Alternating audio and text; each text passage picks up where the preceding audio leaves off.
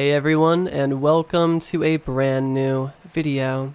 Tonight we have 11 stories ranging from tales of video games, cemeteries, and so much more. I hope you all enjoy them. If you do, please be sure to drop a like rating. Let's see if we can reach 1,000 likes. Subscribing if you're new is also very much appreciated, as I post content just like this every 5 days. The channel has been growing extremely well lately, so I just wanted to say a quick thank you to everybody who drops a like, drops a comment, things that help out the algorithm, or even just tells people about the channel. Thank you so much. I'm having a lot of fun creating content for all of you, and I look forward to see how far we can take this. Enjoy the video, and as always, I hope you all have a great night.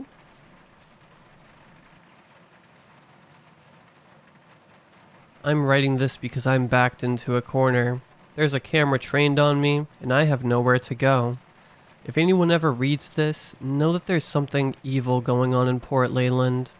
I don't know what, and I'm scared that I won't live long enough to find out. I'm sitting here, helpless, a missing poster trembling in my hand as I write this with the other.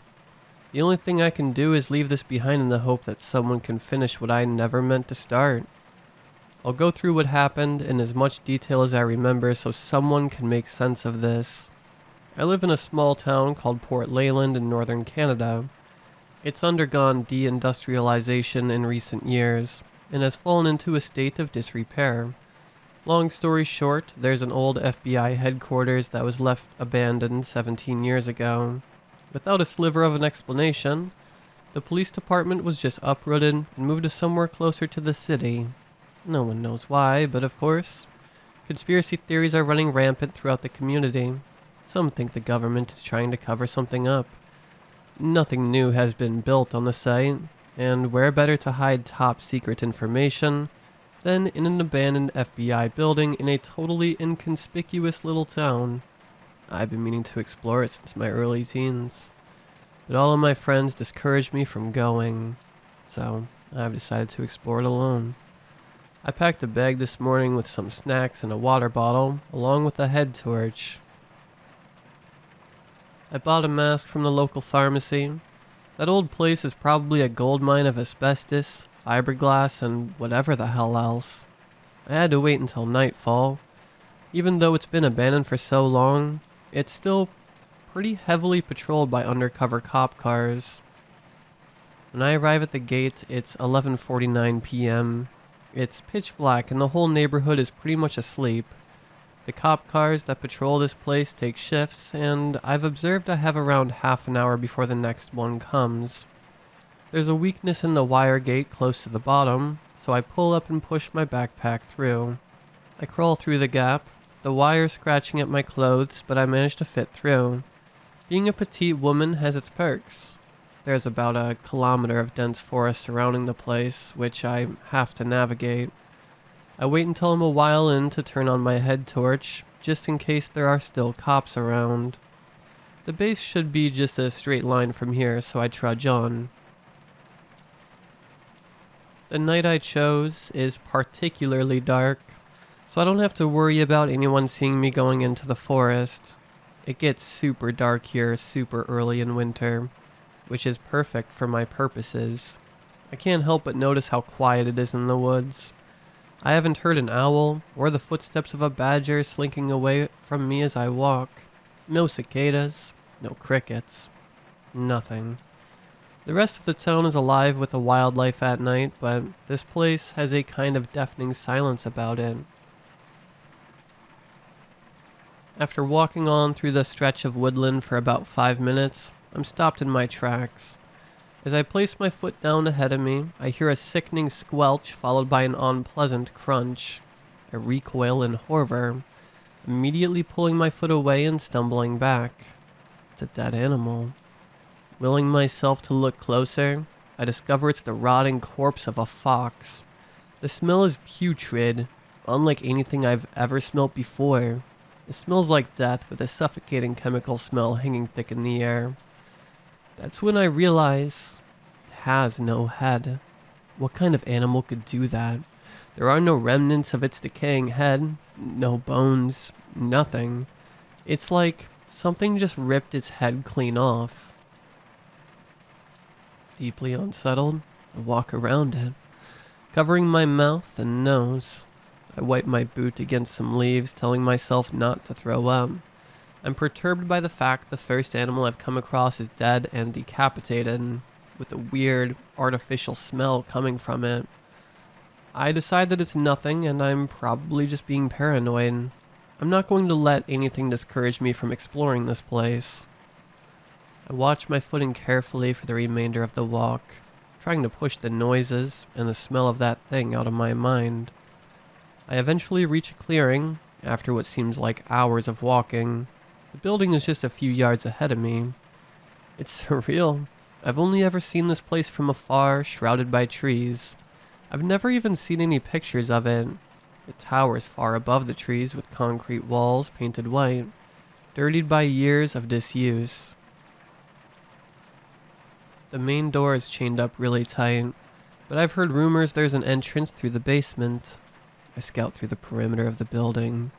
All of the windows are barred up with thick, iron-coated, in a layer of flaking black paint.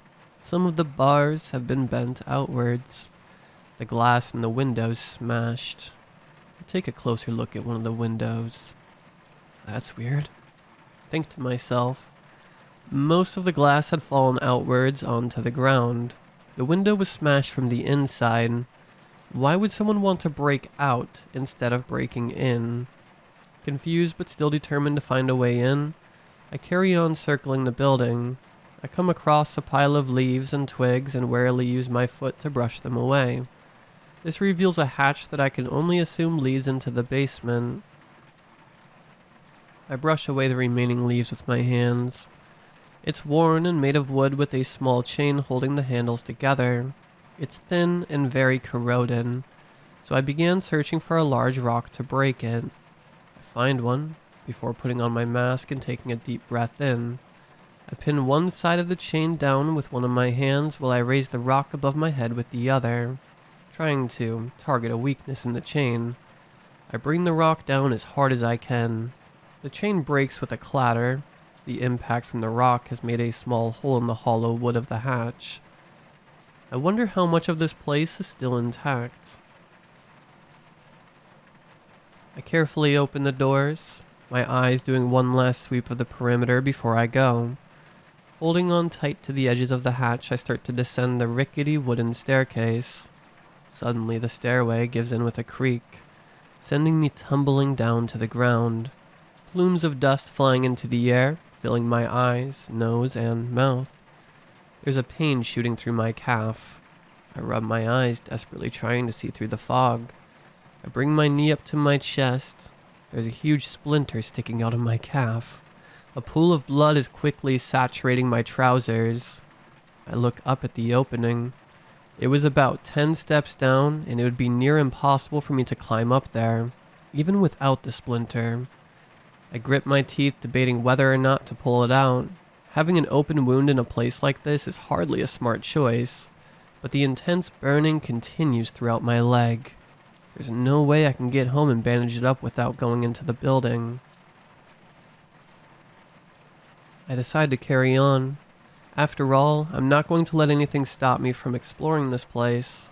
I pull myself up on one of the stairs that still remained intact. I stand there, hunched over for a moment, taking a deep breath in before continuing. I adjust my head torch and begin to navigate my surroundings. The basement just rows upon rows of shelves. Like the storeroom of a museum or an evidence locker, there are stacks of disintegrating cardboard boxes full of faded paperwork. Everything is coated in a blanket of dust. The pain in my leg begins to subside as I make my way through the labyrinth of shelves. There's something thrilling about imagining something lurking in the shadows, playing a kind of cat and mouse game with an unknown entity. Adrenaline is what I live on. Most of the labels on the boxes are yellow and faded, the cardboard being eaten away by little critters. The paperwork stacked in them is unintelligible police jargon. The beam of my head torch is illuminating the dust hanging thick ahead of me. I weave my way through the shelves up to a staircase leading up to the first floor. I warily walk up the stairs before emerging into a large space packed with desks and worn dividers. Everything has been left, dozens upon dozens of computers and desk chairs, falling into ruin, left to rot. Why wouldn't they take stuff like that with them? I walk up to one of the computers to take a closer look, reaching into my breast pocket for my phone to send pictures to my friends. When I look up, I see a little flicker of light. The webcam of the computer is on. I stumble backwards out of sight of the camera to gather my thoughts. Why is electricity still running? It must be motion activated. I can't think of another explanation. But why? Something about this isn't right. I scan around for an exit, ducking behind the dividers in case there are more webcams switched on. I find my way into a small storage cupboard, hoping to find a floor plan. There's nothing. Apart from a cleaning rota that hasn't been updated since 2003, there's a filing cabinet in the corner with a mop and bucket leaning against it, with a few metal racks of cleaning supplies. All of the handles are blanketed in dust, apart from one. I pull the handle, revealing a column of yellow files. In amongst the old files, there's something poking out. It's bright red, and I'm immediately drawn to it. I pull it out. It's an envelope. There's no name or address on the outside. I carefully open it up to reveal a sheet of paper inside. I grab the top and begin pulling on it. The word "missing" is emblazoned in black ink at the top. I continue pulling it. That's weird. It's dated today. I pull it up even farther to reveal a picture. I feel my heart leap into my throat, my mind becoming hazy with thoughts, flying past too quickly for me to catch. I take a step back in pure horror. I'm snapped out of my daze by a small, mechanical clicking noise. My eyes are drawn up to the corner of the ceiling. A security camera is rotating, focusing in with a blinking red light. I back against the wall and stare at the missing poster in disbelief, my blood running cold. The picture. It's me.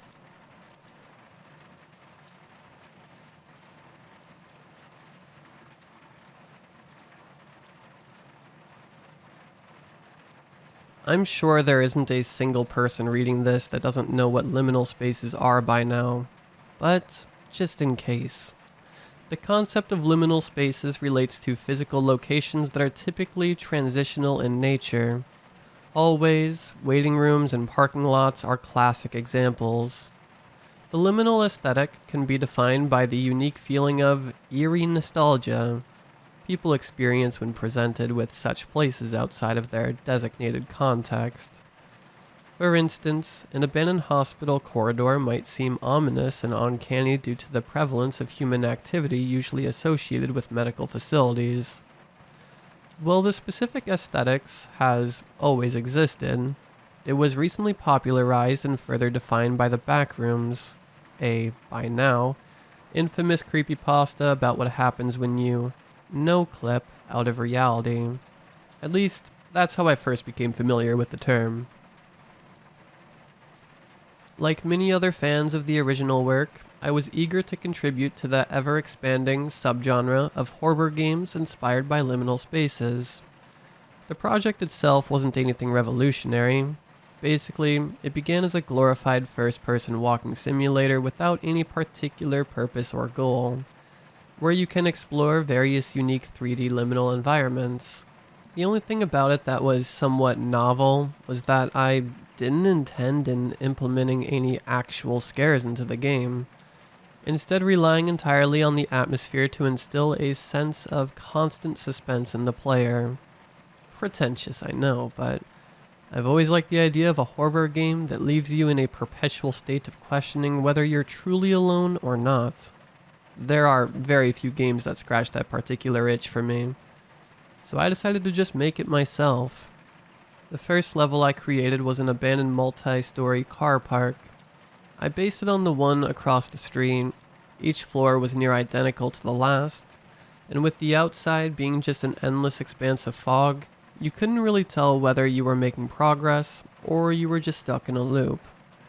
Again, I know that what I'm describing doesn't sound all that impressive, but keep in mind that I was a 16-year-old kid learning how to use a gaming engine for the first time. I must have replayed that level over 50 times, making sure that everything, from the camera's movements to the ambience, was exactly the way I wanted it. I remember spending days just toying with the shaders alone. I didn't want the location to feel too artificial, but I also didn't want to distract from the liminality by adding extra clutter. I was looking for that sweet spot between minimalist and dingy.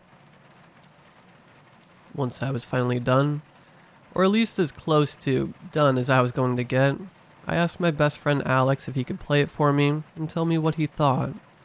He is a bit of a wimp when it comes to any kind of horror media, thus making him the perfect test subject. I made a point of deliberately not telling him that there were no ghosts or spooky monsters haunting the level.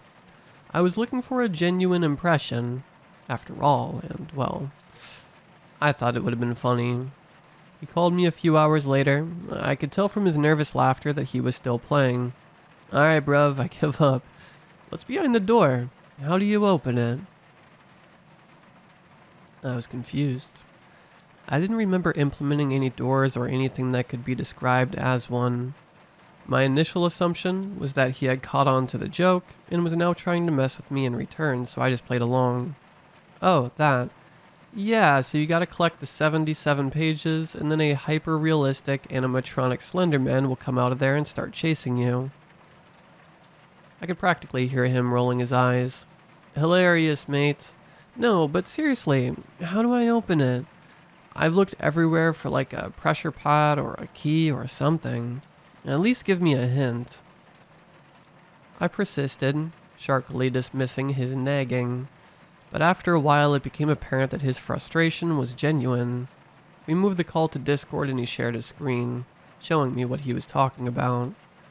Turns out that he was being very much for real. Plastered across one of the walls was the flat texture of a door.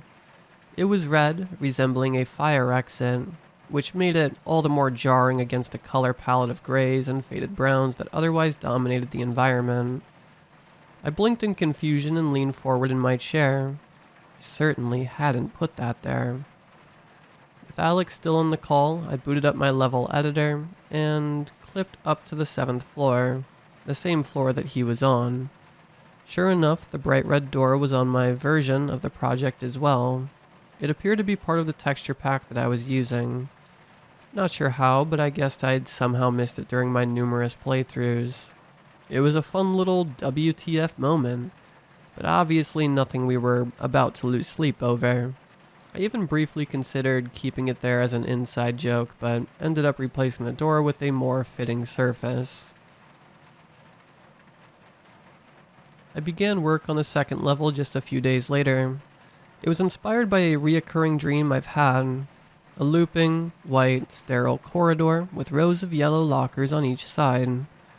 The player would have been dropped at the end of it and given no further directive. There were no puzzles to be solved, no hidden switch that would reveal some secret passageway. That was sort of the point.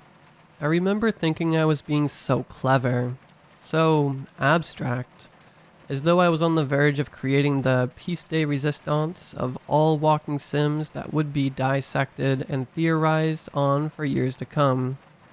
In reality, all I did was make a tech demo using a bunch of pre-made assets. A Stanley Parable, it most definitely was not. After playtesting it for a bit, I sent the finished version to Alex. It didn't even take a full hour for him to call me back. This time around, he sounded more agitated than nervous. "I've been walking for like 30 minutes. Where am I meant to be going?" I laughed, but internally, I was actually quite annoyed with him for not appreciating my vision for what it was. I chalked it up to my friend being a meathead without a single creative bone in his body. There was surely no other reason as to why somebody wouldn't be positively enthralled by the mere prospect of walking through the same hallway over and over again. Don't know. Try tugging the left wall. I snidely replied, "Screw off. It all looks the same. Am I supposed to, do something with the lockers? There's the door, but that doesn't seem to do anything. So I'm assuming..." I perked up. Door? What door? Alex laughed sarcastically. Don't start again. It wasn't even that funny the first time. I scooted closer to my desk and adjusted my headset, adopting what I considered to be a more serious tone while launching the editor once more. Where is it? Alex's microphone crackled as he exhaled into it. He was still convinced that I was trying to mess with him, which, given our usual dynamic, I guess I couldn't blame him for. I don't know, man. Close to where you spawn? I found it almost immediately. Snugly nestled between two neighboring lockers was the red door. Unlike its previous iteration, it was no longer just a flat texture, but rather a fully rendered 3D asset.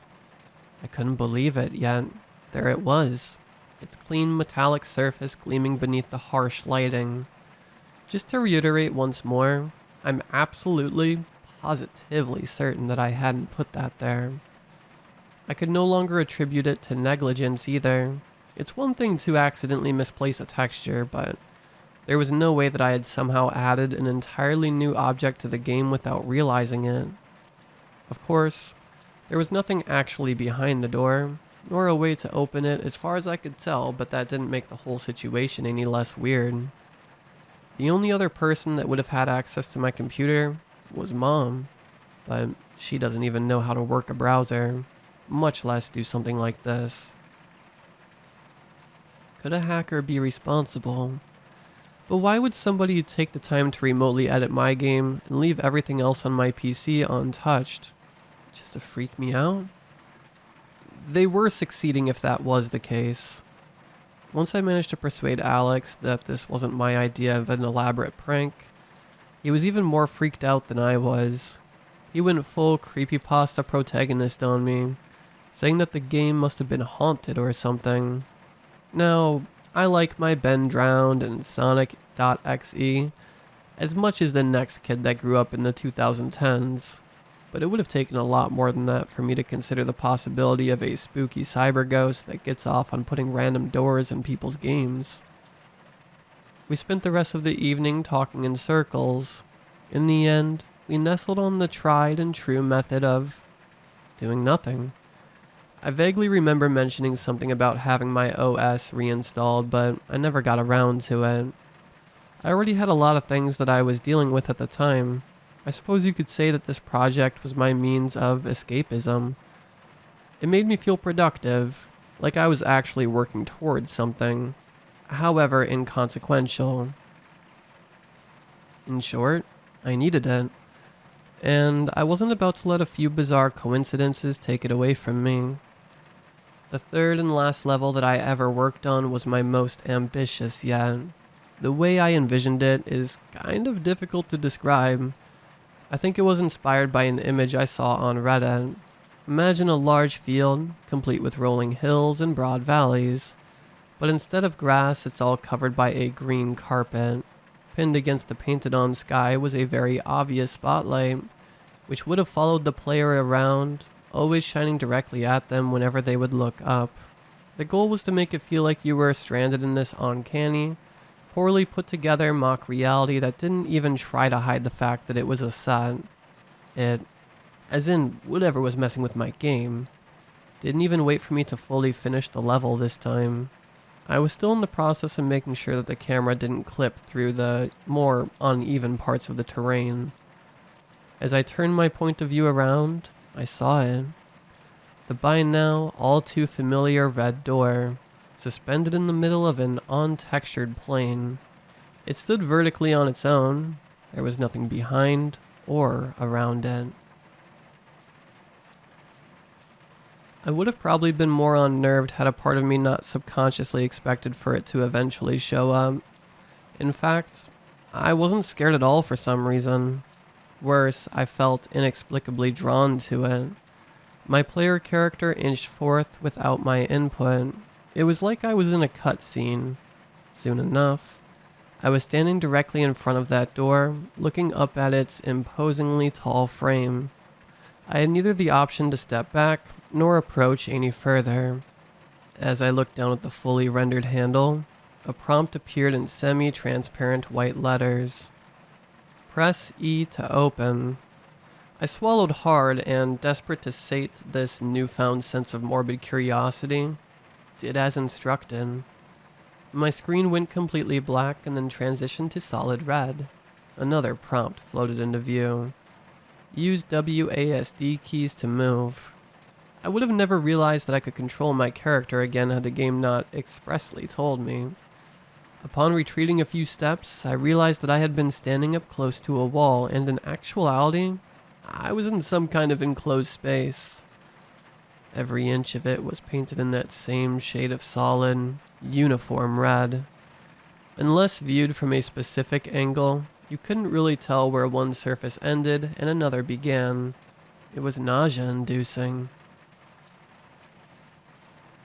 I tried pulling up the console menu. Nothing happened. I could neither exit nor minimize the game. Regardless of what combination of keys I attempted, it became increasingly clear that I was no longer in control. And yet, I couldn't quite bring myself to press the power button on my PC. I had this inexplicable urge to uncover the secrets of this place. It was like some sort of primal impulse that was hardwired into my brain. The seemingly endless network of empty spaces was divided by walls and narrow passageways. Distinguishing one room from another was close to impossible. It felt like I was walking in circles, and that most likely was the case for a good while, until I stumbled into a room that actually had something in it. Placed on an equally red table was a can of silver spray paint. Immediately upon picking it up, I was prompted to press F on my keyboard to use it. A crudely drawn check mark materialized on the surface I was facing. I now had the ability to mark off places that I've already explored, which, needless to say, proved immensely valuable. Armed with my new way of navigation, I now felt like I was making some actual progress. The more I explored, the more I began to pick up certain patterns. I realized that each section was comprised of a set of cyclical layouts. For example, every 5th room was L-shaped, and every 10th room was H-shaped and connected to multiple corridors, one of which always looped back to the start of the sequence. It practically turned into a rhythm game. 1, 2, go left, 3, 4, go right. If the levels that I'd already created could be looked at as their own self-contained microcosms, then I suppose that this was their version of the back rooms. A maze of uniformly textured, procedural spaces that, ironically, embodied the spirit of liminality even better than anything I could have consciously conceived. And then, finally, after what felt like hours, I entered a room that was quite unlike the previous ones. The oppressive red was replaced by beige wallpaper. It gave me this intense feeling of déjà vu, and still does whenever I think about it. Mounted onto the opposite wall was what looked like a flat-screen TV. There were no other exits apart from the one that I came in through. I seemed to have reached the end of the monochromatic labyrinth. Upon approaching the vertically placed monitor, I was promptly presented with two options. Press Y to meet your host. Press N to go back. I paused for a moment and looked over at my phone. It was 4:45 a.m. I had already gone this far. No way I was backing down now. I briefly considered calling Alex, but thought better of it. Even if I did manage to wake him up, I would have then had to spend another hour trying to convince him that this wasn't my idea of a joke. No, I needed answers, and I needed them now. My finger hovered over the Y key. I took a deep, anxious breath and pressed it all the way down. The virtual TV came to life. White lines raced across its screen. At the center of a blank background appeared the still portrait of a man. The image was low res, that I could count the individual pixels that comprised it. What it lacked in detail, however, it made up for in expressiveness. The unfamiliar man's cartoonishly large frown dripped to the corners of his jaw, and his eyebrows were scrunched together in a peevish stare. It was like someone had taken the stock photo of a typical suburban dad and used the liquefy filter to exaggerate his features. I nearly jumped out of my seat as a grainy and eerily upbeat voice suddenly emanated from my speakers. There had been virtually no audio cues this far, which made it all the more jarring. Hello, guest 185. This is Henry. Henry is an introvert. Henry doesn't like having guests. What you see at the bottom of your screen is Henry's patience meter. There was now a green bar occupying the bottom of my POV. It was at 99%. You best get going. Henry's not a patient man. Use shift to sprint. After delivering its brief tutorial, the TV flickered and slumped down from its perch, crashing against the floor. I glanced down at the rapidly dwindling bar. 90%. The pressure was on. I was no longer questioning the logistics of what I was experiencing. I just knew that I had to find my way back, and quick. The logical part of my brain tried to reason with the rest of my body, assuring me that I was in no real danger, and yet there was no denying the pounding in my chest, or the cold beads of sweat rolling down my forehead. Using the shift key, as per instructed, I backtracked through the red corridors as swiftly as I could, applying the same methods that I used before, but in reverse.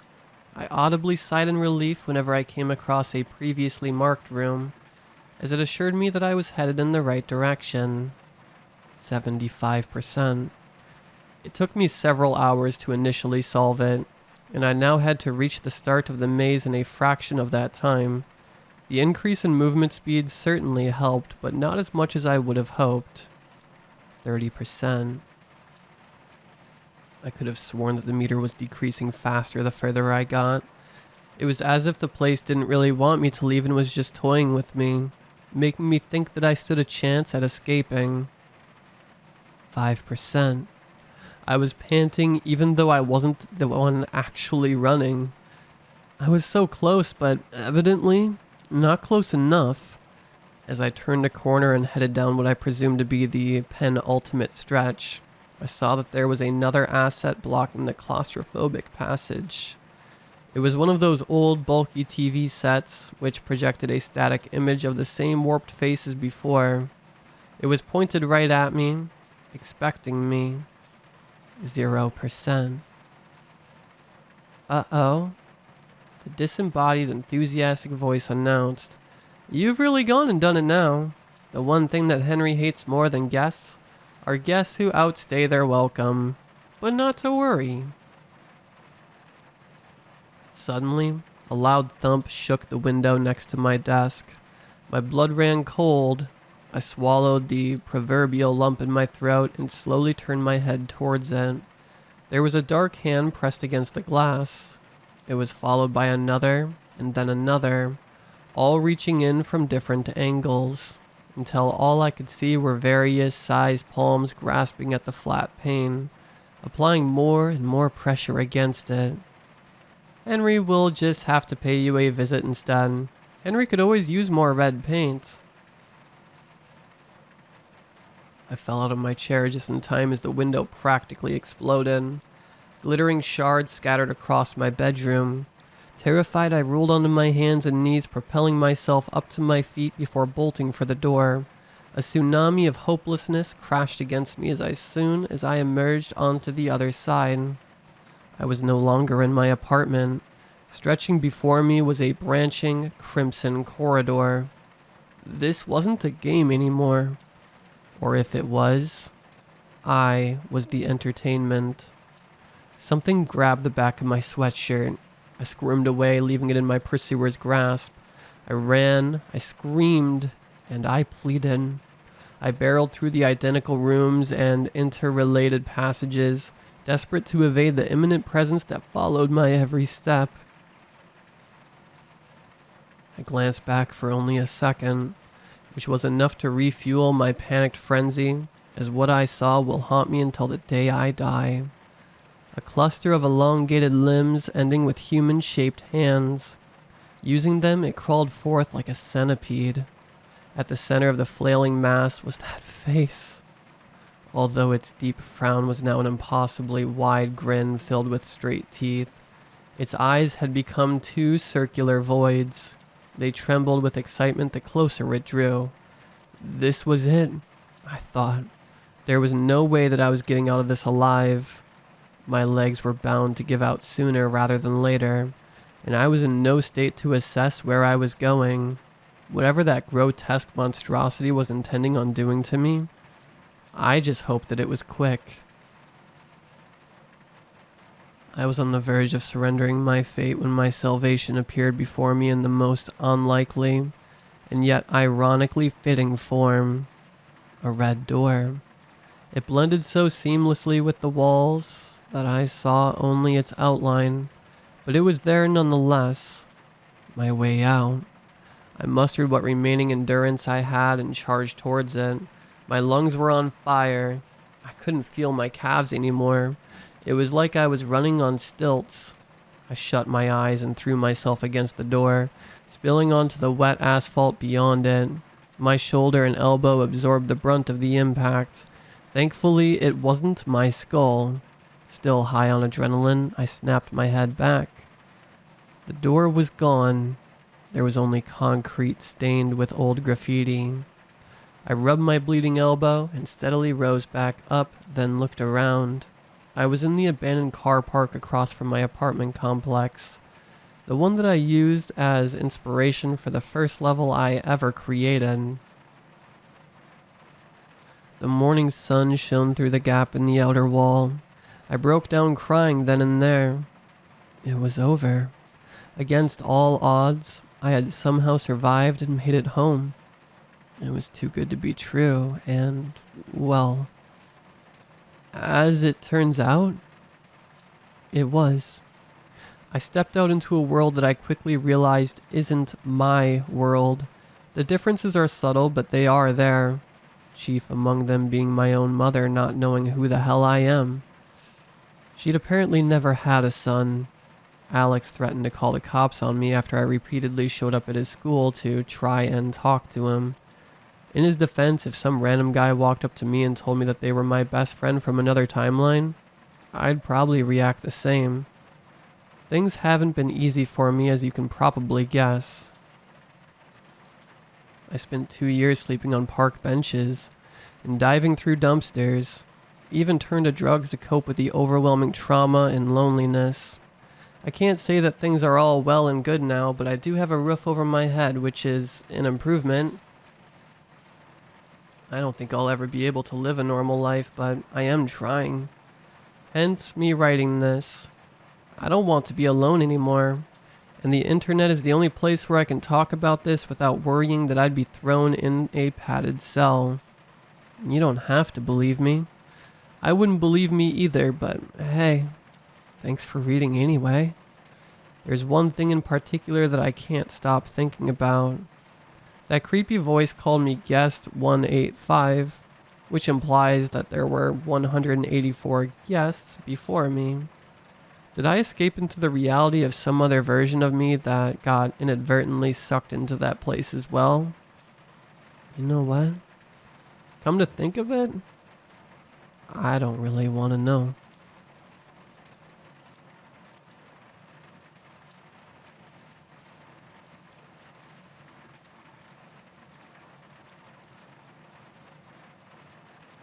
It's 3 a.m. An official phone alert woke me up. It says, "Do not look at the moon." I check my phone to see hundreds of notifications from different numbers. Some I don't even recognize. It read, "Look outside, it's a beautiful night." I put my phone down, feeling uneasy and wondering what is going on. I have always been paranoid and superstitious, so I decide to not look outside. I sit alone thinking about what is going on, and I start to consider if it's just some weird scam type thing. I check my phone again to make sure it's even real, which it is. Then I see a message from my mom. "Oh honey, look outside, it's beautiful." Now I panic. Even my mom is in on this. Is this some weird prank? I text her back. "What's going on? Why should I look outside?" She replies with, "It's so pretty outside. You should take a look." At this point, I'm feeling scared and confused. Why are they telling me to look outside? I was told not to. I jump at the sound of my best friend texting me. He says, "Dude, did you get that message saying to not look outside?"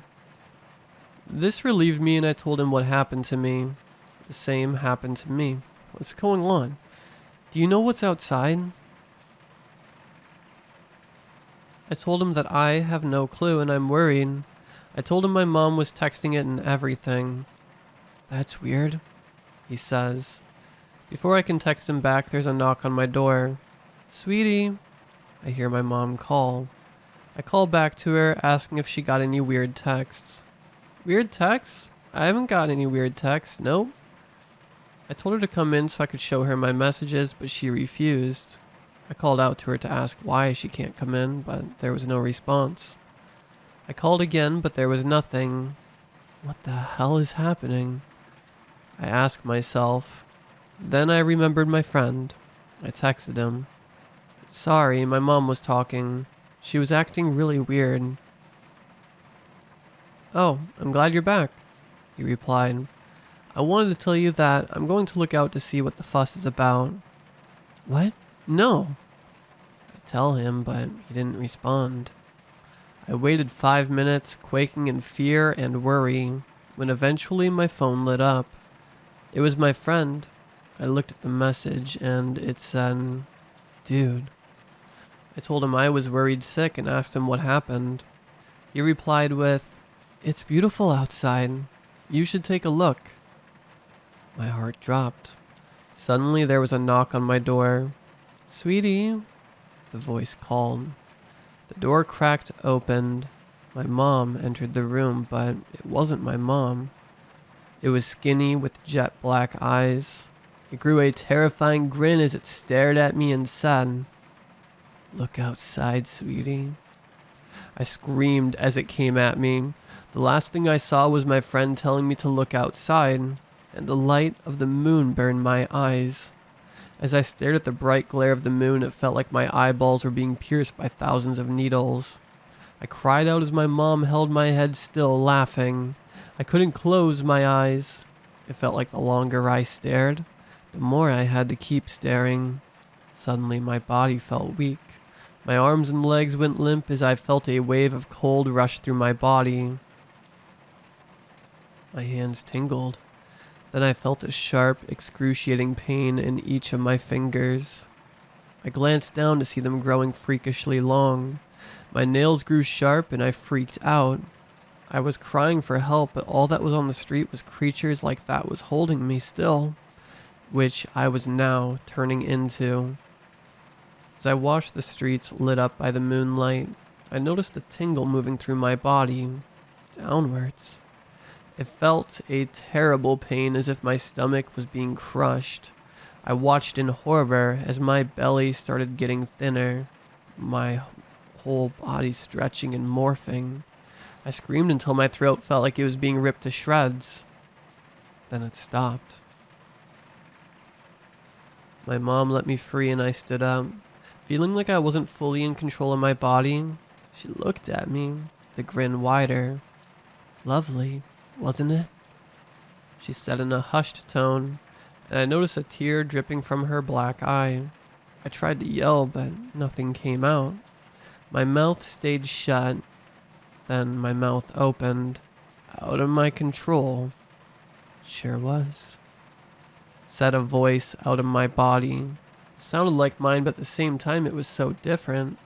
I wasn't in control of my body, although my mind was still here. That's when I realized that my mom is in that creature. She had to watch what it did to me. I almost started crying myself. It put its arm around me, guiding me to the door. We went outside and started following the others. I watched as my neighbor came out of his house transformed. I watched as creatures entered houses and came out with the members of that house transformed. What are we going to do, Mom? I said in my mind, and then the creature beside me looked at me, as if Mom heard me. Then it looked away and walked ahead, into her old friend's house. I walked with the crowd, starting to cry. What will I do? Is this the end of humanity?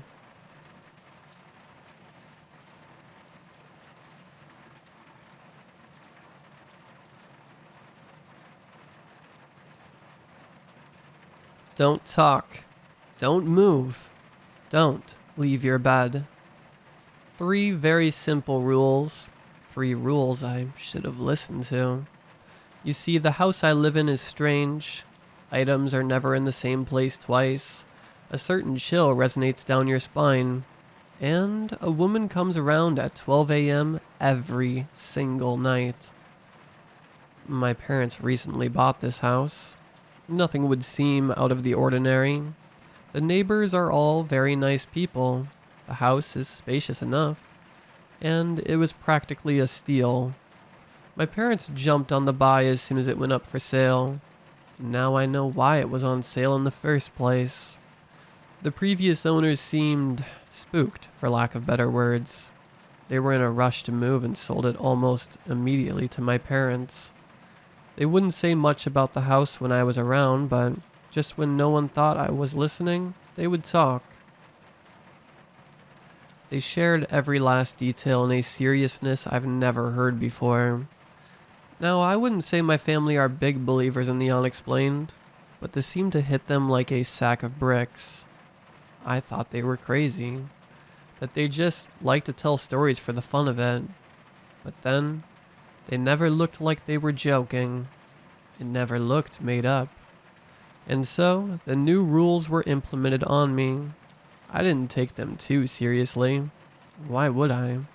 I go to bed at 10 p.m. anyway, and besides, what would an old woman do anyways? I laughed at the thought. But to appease my parents, I never left my bed at night. The days were fine.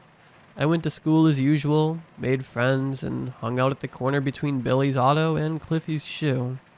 I made friends fast because summer was barreling down on me fast, and I was determined to not be labeled as the lonely kid. The neighborhood was fairly safe, so me and a few friends would always take our bikes and any pocket money we had and ride down to the corner and play cards. The one that stuck out to me the most was Philip. In the short 2 months I've lived here, he was the one that stuck to me fastest. Mostly because we were interested in the same things. Girls, cards, and who could get laid first. Needless to say, we were best friends. My bike tire treaded along the faded, split pavement as Philip and Julia jammered on about something or another. Do you two ever shut up? I joked. Julia gave me the finger. Oh, lay off, she deadpanned. Philip did a bunny hop with his bike. Jack, you got any gum? I took one hand off the handlebar of my dark blue BMX and patted down my pockets. Nah, but I've got leftover wintergreen. Philip scrunched his face up and shot me a weird look. No, thanks. I still can't believe you chew that stuff. It'll ruin your teeth, you know. Yeah, then you'll definitely scare people away with your missing teeth and wonder why you're still a virgin at 45. Julia chimed in, laughing as she took both hands off her handlebars to balance no-handed. I scoffed and stood up to pedal faster. Screw both of you. I gotta spend my card money on something. Grumbled.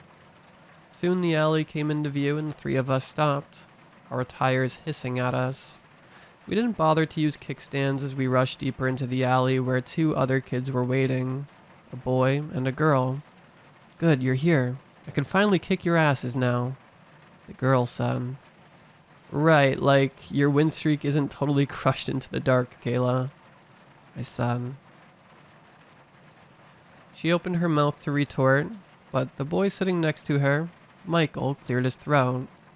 Just sit down and throw your money in. We each threw about $5 to $10 in the middle of the circle we formed and waited for our cards to be dealt. What game are we playing today? Philip asked. Michael furrowed a brow as he focused on shuffling. 31. Ever play it? We all gave approving hums and joked around until the brown-haired dealer was done. We each had 3 cards dealt to us and 3 placed facing up in the middle of all of us to see. Julia, being on the right of Michael, started us by swapping all 3 of her cards out. I looked at my cards, a Jack of Hearts, an 8 of Hearts, and a 3 of Spades. 18 isn't a great start, and I definitely need that winning money for a new bike. Soon it was my turn, and I looked at the 3 cards down in front. I instantly eyed the King of Hearts just waiting for me to take, so I did. Great 28 is a good enough score. So Jack, I've heard rumors about your house that it's haunted. Is it true?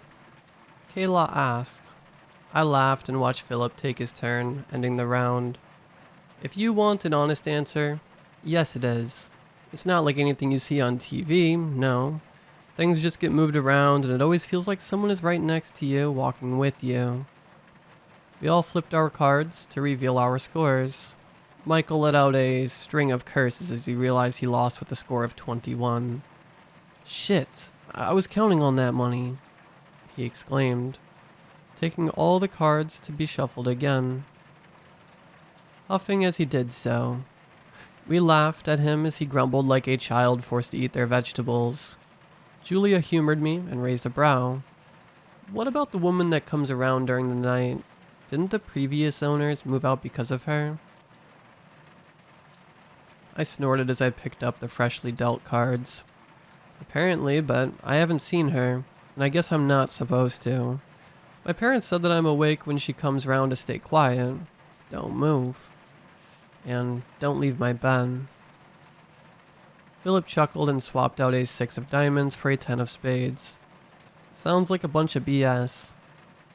It is, I said, taking a king of clovers in replacement of a 7 of hearts. That's when Michael, who was sitting off to the side as to not get in the way of the game, perked up and grinned. Why don't you get proof? I mean, you say she's not real, but what if she is?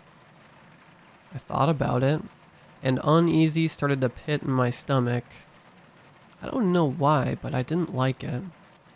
I don't know, guys. My parents aren't too fond of that woman. Philip laughed. Have your parents even seen her? Well, no, but... Exactly. Michael's right. We could get proof of her and debunk her down to just an old hag. Or are you actually scared? Like a wuss? I sighed. I still had a boiling uneasy, but I didn't want them to think I'm scared of someone who's probably not real. I jabbed Philip in the side. Fine, but you're coming with me. Perfect. He grinned. Philip and I walked into my house, which instantly gave me the chills. Mom, I'm home. My mom came out of the kitchen with a rag draped over her shoulder. She had a soft smile and caring eyes. Oh, sweetheart, you brought a friend? Yeah, his name's Philip. Can he stay the night? I asked, crossing my fingers for luck. My mom went stiff as her breath caught. She walked over to us, her eyes still somewhat soft. Do your parents know, honey? She asked him. He nodded with a smile. Yep, I'm greenlit for the night. She exhaled and ushered him towards the dining table. Then she looked at him with a hand on my shoulder. She squeezed it tight. Do not stay up past 12, do you hear me? I felt the unease rush back up my throat. I don't know if it was her grip or the momentous glare behind her usual soft greens, but my palms became sweaty and a lump formed in my esophagus. I swallowed thickly and plastered on an easy smile. Mom, you can trust me, okay? She let go of my shoulder and sighed, rubbing her temple. Yes, of course I am. I'm just being paranoid. I mean, who even knows if she's real, right? She chuffed a laugh and walked back into the kitchen. I joined Philip and waited with him. Soon, my dad joined us, and the four of us ate dinner and talked about mundane things. I grumbled about losing at cards while Philip laughed at my expense. Both of us ate dinner pretty quick, so we would have time to mess around before that night. After our plates were whisked away, we dashed to my room. Do you know the history on the woman? Philip asked, sitting down at the foot of my bed. I shrugged, sitting down on a red beanbag I had in the corner of my room. Only that she's been around a while and scared away all the tenants that lived here. I took off my jacket and stretched out over the beanbag. I guess she comes around pleading for help, and if you so much as breathe too loud, she comes for you. Philip seemed to mull over the information as his brow furrowed in thought. So, what if we record her?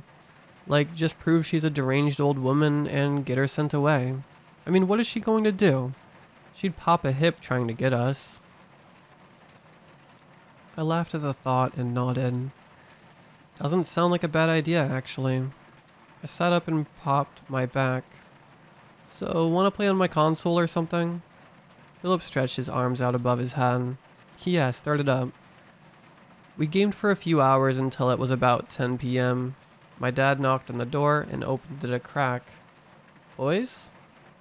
Yeah, Dad? He stepped in. You might want to head to bed soon, he said, giving me a hard look.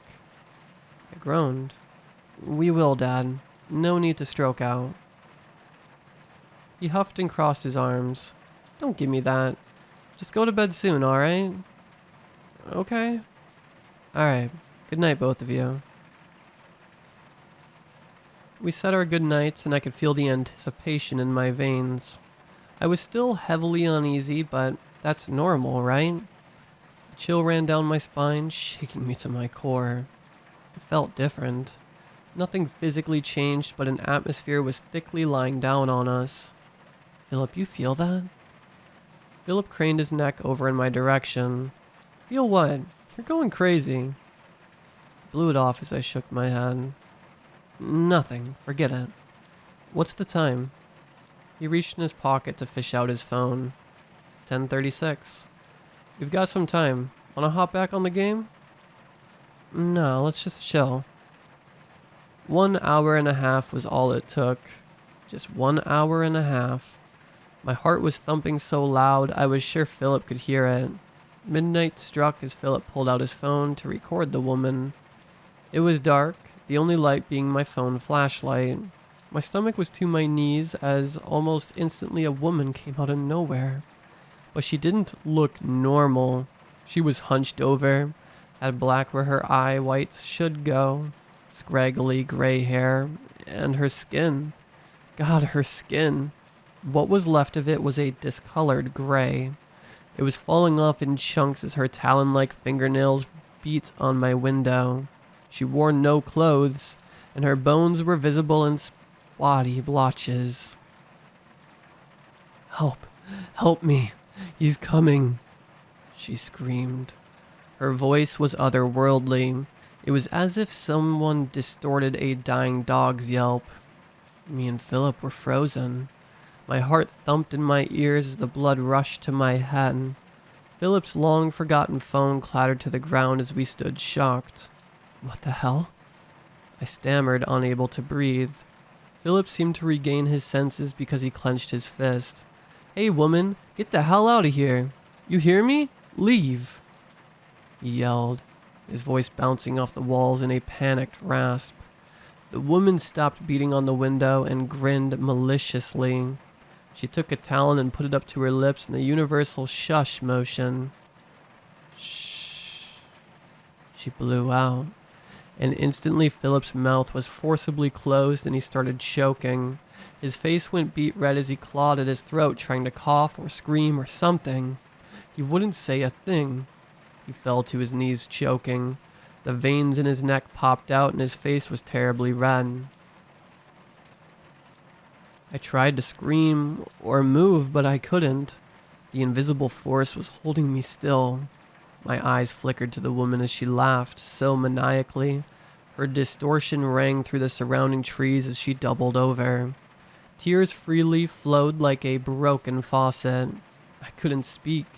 I tried to thrash around and move something, anything, but no matter my efforts, I wouldn't budge. Then Philip dropped. No more struggle, no more coughing, no more of anything. He was dead. I wanted to scream, cry, and vomit as I looked at the sadistic woman smiling. Then she winked at me and snapped her finger. It went impossibly dark. When I was able to see again, it was broad daylight. I was laying on my bed and I had a raging headache. I sat and wondered for a second. I could almost pass everything off as a horrible nightmare. Almost. I saw the shine of a phone on the floor. I got up and picked it up to inspect it. Philip. It was undoubtedly his phone as the lock screen displayed me and him. Events of the night before rushed back in on caring spirits as tears sprung me again. I couldn't breathe. Everything was in a haze as my blood started to pump again. I ran out of my room, stumbling out on the hallway wall. Mom, Dad, Mom, please, I begged, breaths ripping in and out. My mom and dad rushed into the hallway and gasped at me. Jack, honey, what's wrong? My mom asked, putting her arms onto my shoulders. My dad stood next to her, worried eyes trailing me up and down. I heaved for air, saliva running down my chin. I'm sorry. Mom, please. I'm sorry. I cried into her chest. Sorry for what? What did you do? My dad asked. Me and Philip looked at the woman and now he's dead. My mom pulled away from me to look me in the eyes. Honey, who's Philip? I sniffled, snot shooting back up my nose. What? My parents shared uneasy glances. Jack, who's Philip? My mom said again. My head twisted as confusion bubbled up. You met him last night. He's my best friend. No, Jack, we know no one by that name. Are you feeling all right? My dad put his hand to my forehead. I jerked away, looking between them. My vision spun as nothing was making sense. You guys are crazy, I yelled, running back into my room, slamming the door locked. I fell to my knees and cried. My throat burned and my eyes felt stiff and sore. Philip was real. Philip is real. He had to be. But then where did he go? He just vanished with that thing. Whatever that thing was, she wasn't human. I pulled out my phone and sent rapid texts to all my friends asking about Philip. All of them giving me similar answers. Who the hell is Philip? Every single one of them asked. I threw my phone against the wall in a fit of rage. How had they suddenly just forgotten my best friend? I was slumped against the walls, exhausted. My head fell to my knees as I fell asleep. That leads me to now. It's been 2 days since that incident. I haven't slept or left my room at all. I'm holding out hope that Philip will reappear, but every time the woman comes, she just sits and laughs for hours. Then as quickly as she comes, she leaves even faster. Whatever she did to Philip was grotesque, and one day I'll know. But for now, I wish to say to all of you, never look at the woman in the window.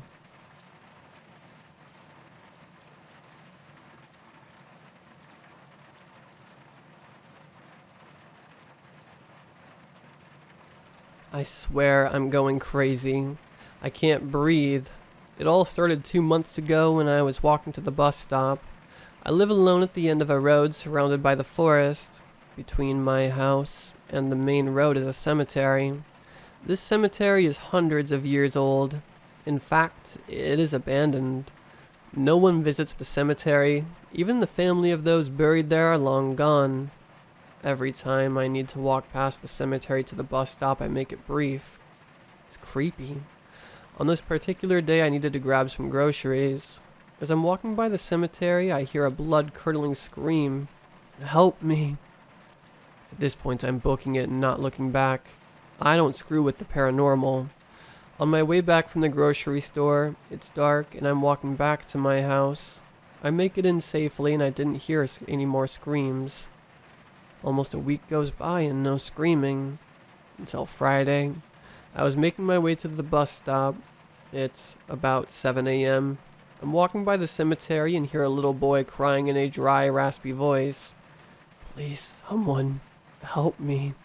I'm so scared.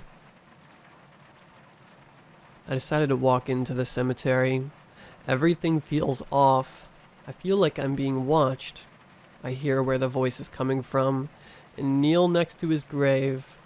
Jack L. Thompson, born 1798, died 1806. The poor boy was only 8. I say a prayer for him in my head and make my way to the grocery store. I'm back home and still can't help but feel like I'm being watched. Weeks pass by and every time I pass the cemetery I hear screams and cries of agony. I feel like I'm going crazy. Then I hear it. A knock on my door. It's a man. He's in a panic. Can you please help me with my car? He pleaded. I took a wrong turn and I ended up next to the cemetery and I keep hearing screaming. I think the spirits are mad at me. He cried. I was in shock. I'm not crazy. Alright, don't worry. I'll get you out of there in no time. I give him a reassuring smile. I get my tools and we head down to his car. Well, it's your tire. Do you have a spare? I asked. I'll get it. Thank you so much for helping me. He said. Then we heard it. A woman's voice screaming. Oh, they're really mad. He says shakingly. He began to say a prayer. He gives me the tire from his trunk. I put it on and go to put the damaged tire in his trunk. I see a shovel with blood on it. I drop the tire as the impact from a wrench hits my head and sends needles running down my neck. I remember my knees hitting the ground. I'm awake. I swear I'm going crazy. I can't breathe. I'm screaming and crying for help. Confined to this coffin.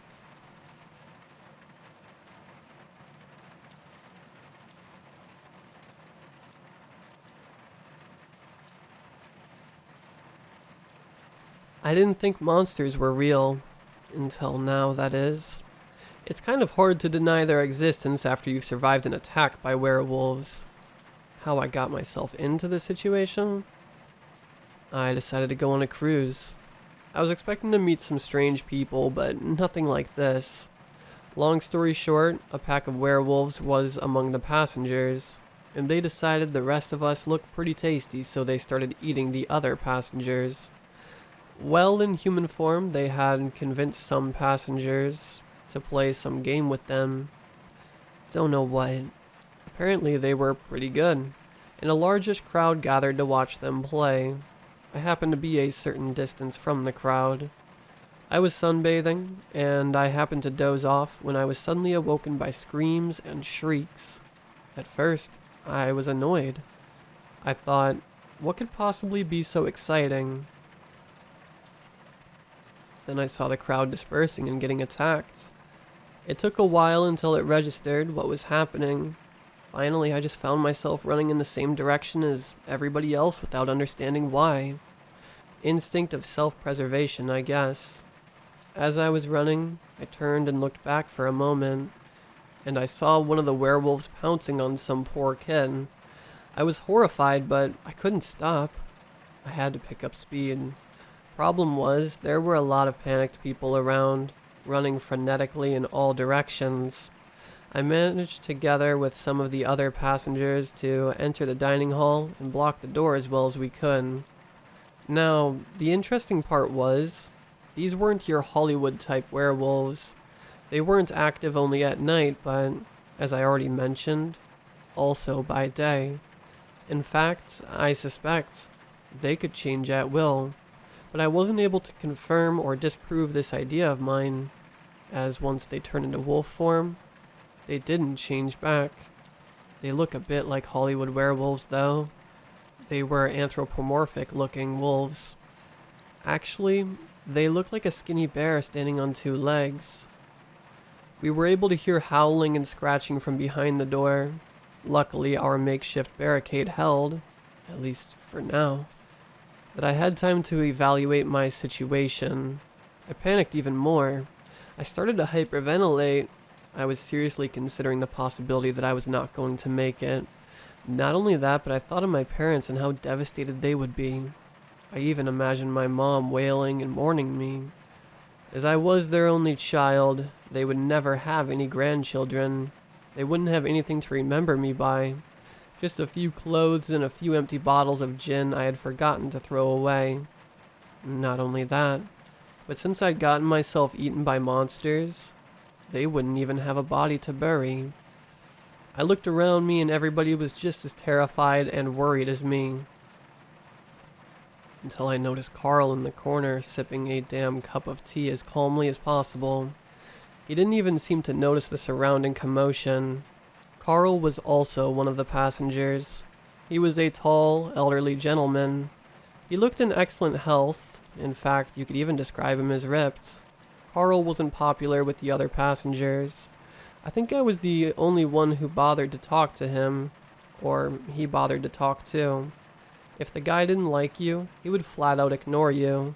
He spent all his time alone, sitting somewhere in the Peace Suite and stroking his long white beard, or playing with his ponytail and observing the other passengers. Carl was from somewhere in Eastern Europe. He wasn't married and didn't have any children. What he did for a living, he refused to tell me, but he was a very educated man. He was very knowledgeable in matters of science, history, and philosophy. When he saw me, he gestured me to go to him. I did. What's going on? Werewolves, man. Werewolves. I know it sounds crazy, but... Werewolves, He interrupted as if it was the most mundane thing ever.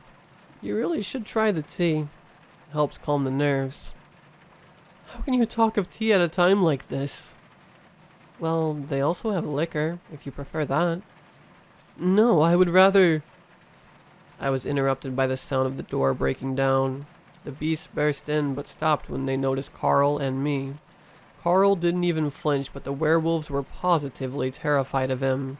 If you ever had a dog, you are familiar with the body language.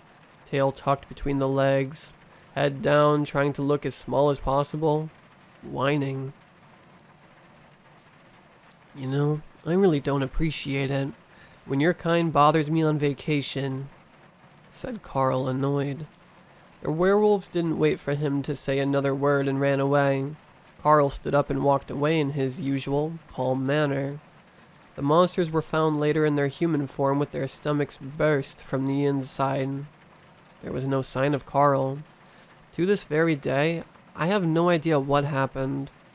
When the authorities arrived, they concluded the drinks must have been spiked. The passengers suffered from mass delusions and started attacking each other. I don't blame them.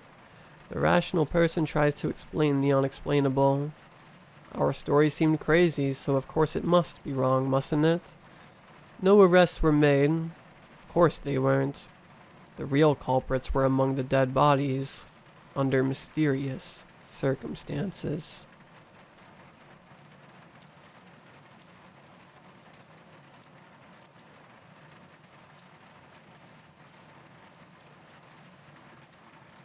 Daddy, did you hear the man last night? My 8-year-old son asked.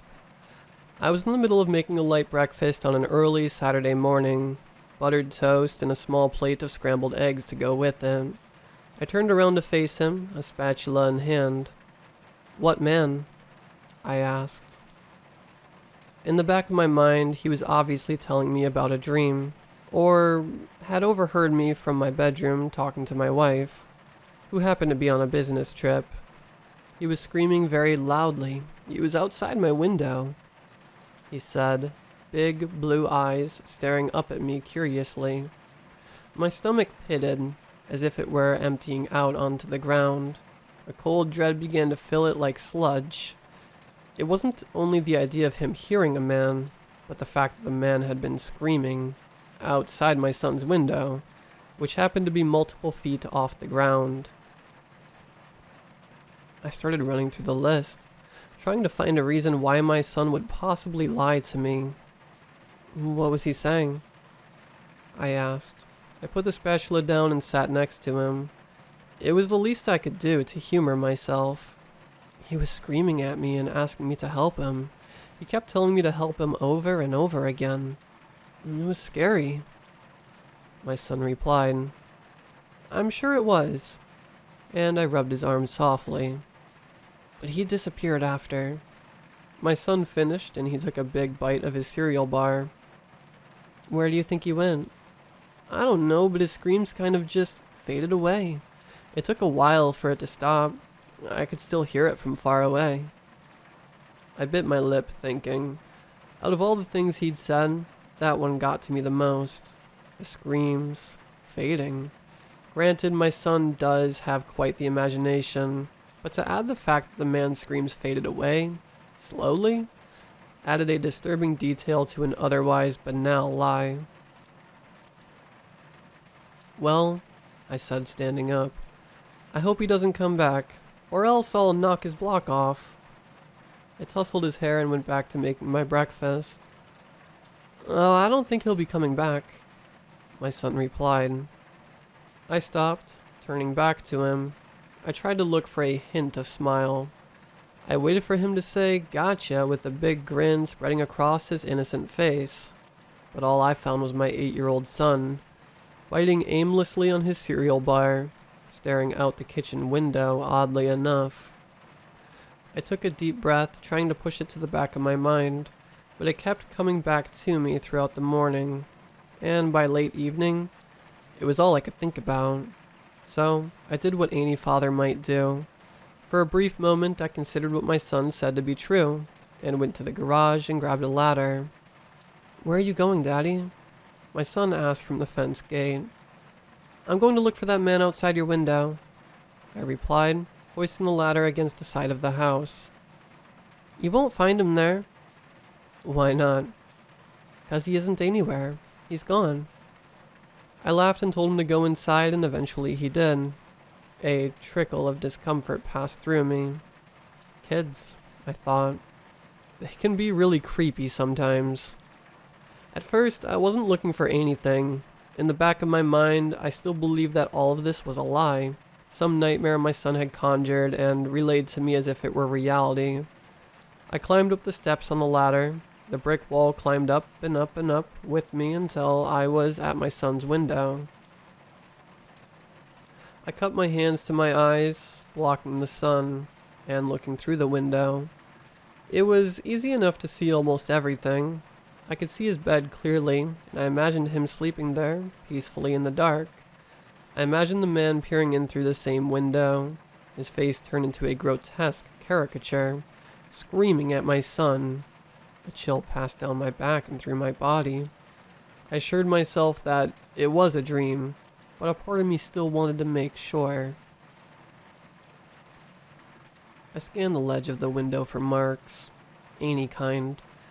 I ran my hand across it, seeing if hair would stick to my hand, or if any belongings might have dropped there, but I found nothing. I started to laugh. In spite of myself, I knew when I got back inside, my son would be laughing hysterically. I began my descent down the ladder, and that was when I found the skid marks. At first they looked like black streaks, something that would be mistaken for filthy runoff water, staining the wall, but this was not the case.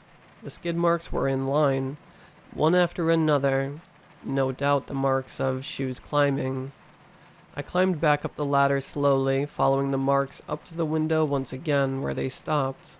I checked around the ledge once again, but this time I took it a step further, examining the inside near the screen over the window. That's when I saw the scratch marks. Tons of them. Jagged and torn across the flimsy metal. Blood had dried across it, crusty and black. That was when I realized. Something in the back of my throat rose, but I swallowed it down. The skid marks on the wall, the scratches on the screen. The man was crying for help. This was certain. Something had been trying to take him, dragging him down as he climbed up. He'd been hanging on for life, begging my son, pleading, helpless. I closed my eyes and took a deep breath. I leaned my head back and looked at the sky, the clouds, the mass expanse of blue wonder. My eyes fell from the sky down to the roof, to the brick wall. I stopped. Above the window, only a few feet away from my shutters, was a black stripe. Not just one, but many. A row of them. Skid marks. Shoe marks. I followed them down and down all the way to my son's window, and further down until they met the ones that led up to the window. A single line of marks, made from the shoes of a man desperate for life. My eyes looked back toward the top of the house. Tracing back the steps, I followed the marks again to the window. More blood, but this time, it was at the top of the window, falling up and splattered over ever so slightly across the bricks, turning the cement between the edges a dark brown. The blood continued on up, disappearing completely beyond the roof, just as the shoe marks had. With my legs shaking, I began my descent down the ladder, keeping my eyes glued to the brick wall, noticing the small smudges of brown between the bricks. I finally reached the ground, throwing up in a pile of bushes near the corner of the house. My knees kept shaking, a cold shudder making its way through me. I stepped back a ways from the house to gain a full picture. Skid marks, blood on the bricks, leading up and up to the window. Scratches and more blood on the screen, leading up and up to the top of the house and disappearing forever. Of course he wasn't being dragged down, I thought, because he hadn't been going down at all. My son appeared in front of the window then, and he stared out across the backyard and spotted me and waved. I didn't wave back. I stood out there for God knows how long, studying the picture before me. I pictured the man, maybe the color of his eyes or his hair. How old had he been? My age? What had he been doing out so late at night? How had he found himself in my backyard? How had he found himself being dragged up the side of my house, screaming, crying, his fingernails being whittled away by the bricks, the blood streaming across them as he pleaded for his life? How had he found himself in front of my son's window, screaming at a helpless child for what it lacked in return, as if he might save him? And as the sun faded in the distance, the sky turning from orange to purple to black, the moon covered by an array of clouds, casting not even a shadow upon my house, I wondered where the man had been dragged up to. I wondered as the clouds parted, the moon shining its terrible lights upon my house, what had dragged him up there? What had dragged him up to those endless depths, where silence lay steadily across the bottomless pit of stale darkness? And for a moment, I wonder if I'll be able to see it. Can you? Right there. Can you see it?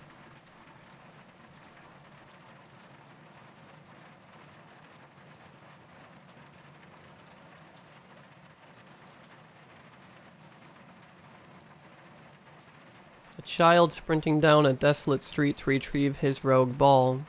A mother beckoning him inside for supper. A father rolling into the driveway and shining, fresh off the lot convertible. It was the first thing we saw after finding the house. Tom's face turned beet red as he looked out the window of our aging sedan.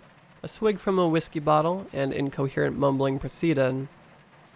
"They'll regret it all," he snarled after bashing his fist against the steering wheel, accidentally setting off the horn.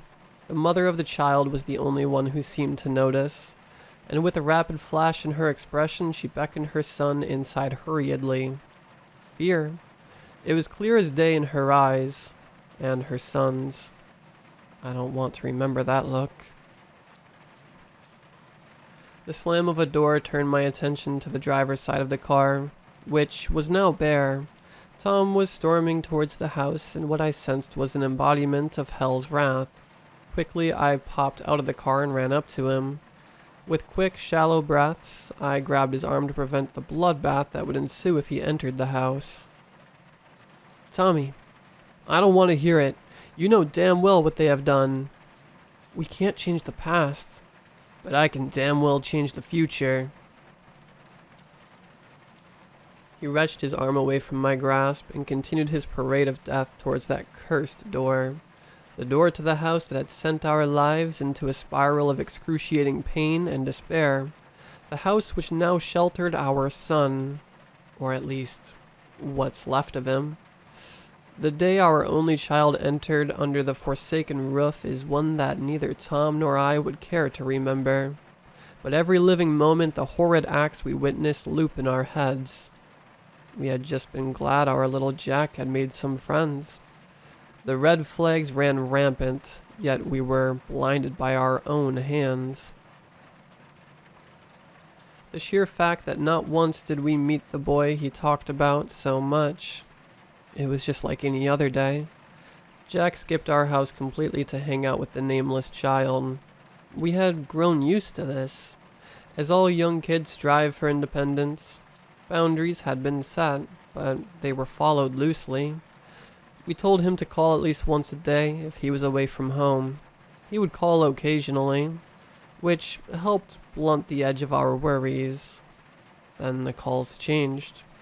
Rapid consecutive calls until Tom or I picked up.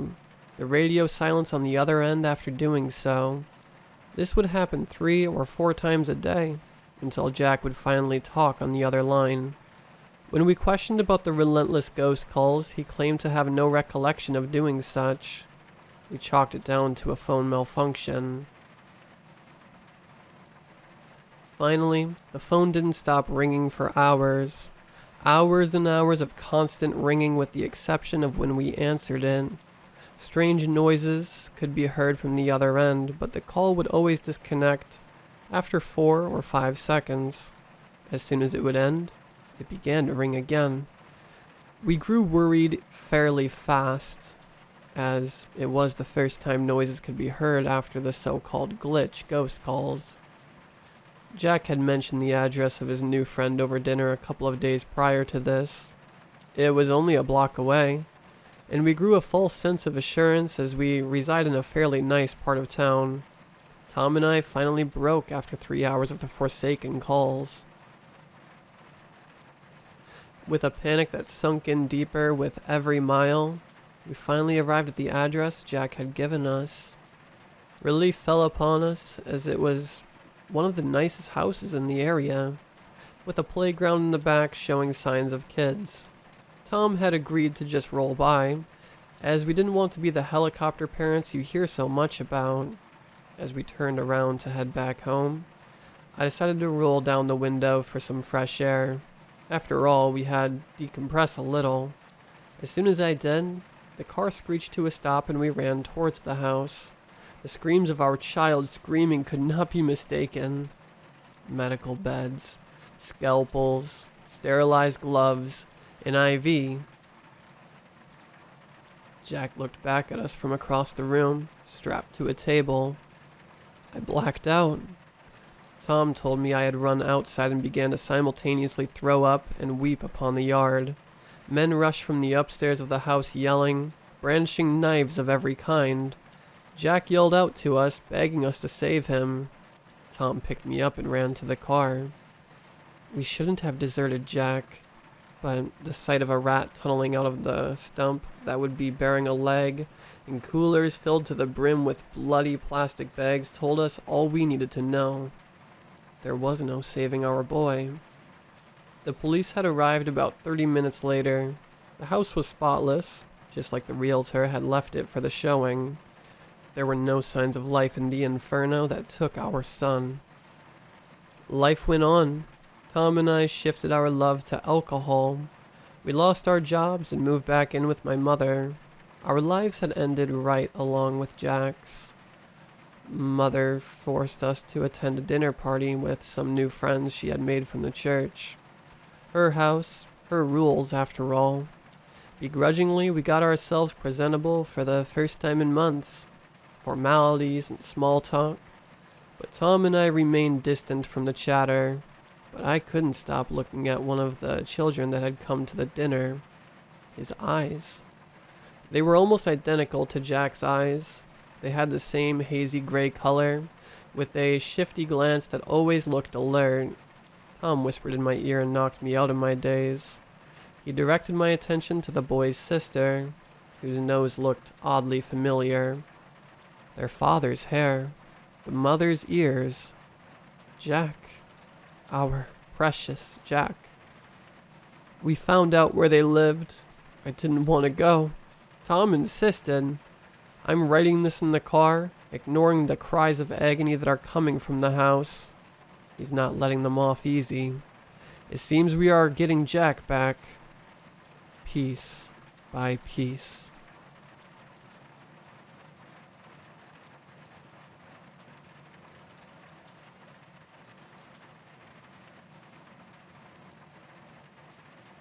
Let me set the stage for you. So this happened 3 years ago. I was 13 male, currently 16.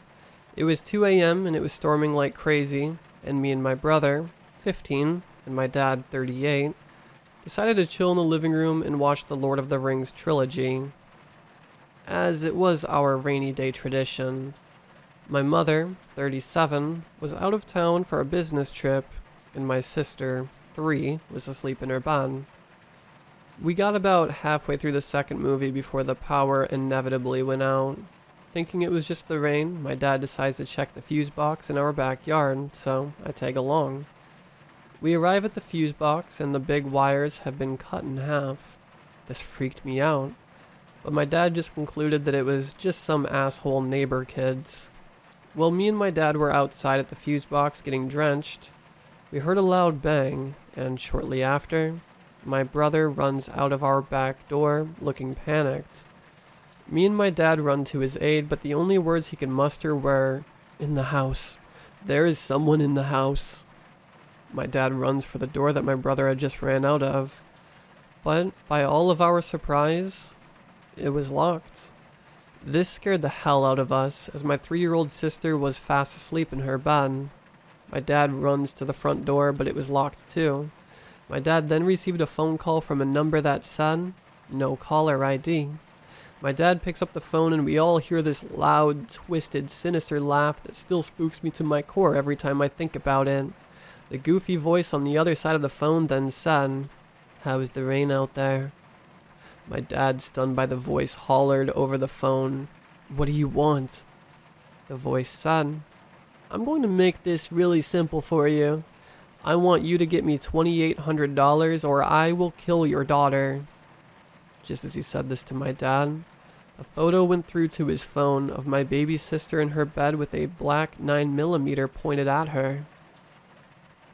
What the hell were we supposed to do? Go to the ATM while there was a crazy man in our house, holding our baby sister at gunpoint? It wasn't an option. We were all standing at our back door where there is also a window, and then suddenly, the man draws the curtains and we see him wearing a dark green Unabomber jacket, dirty brown pants, and a black ski mask pulled up just enough to reveal his mouth where he was wearing the biggest, scariest smile that haunts me to this day.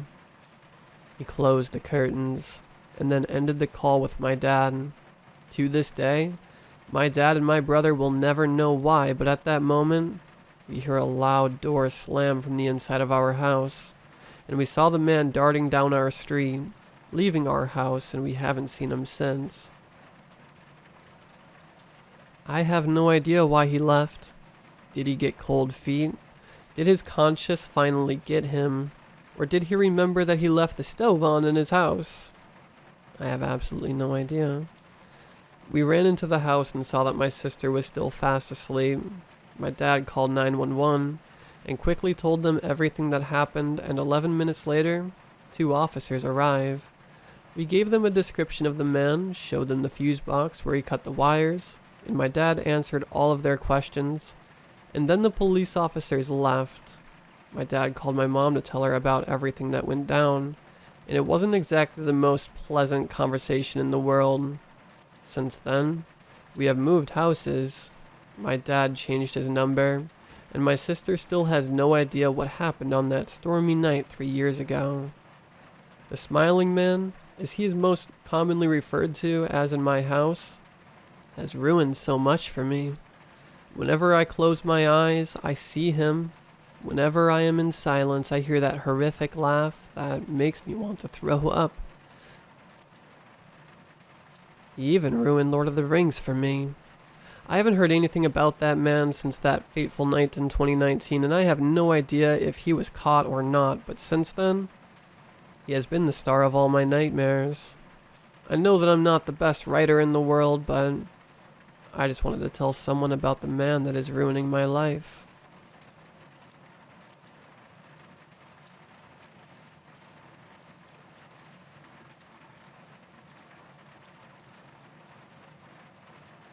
I can't make any of this up.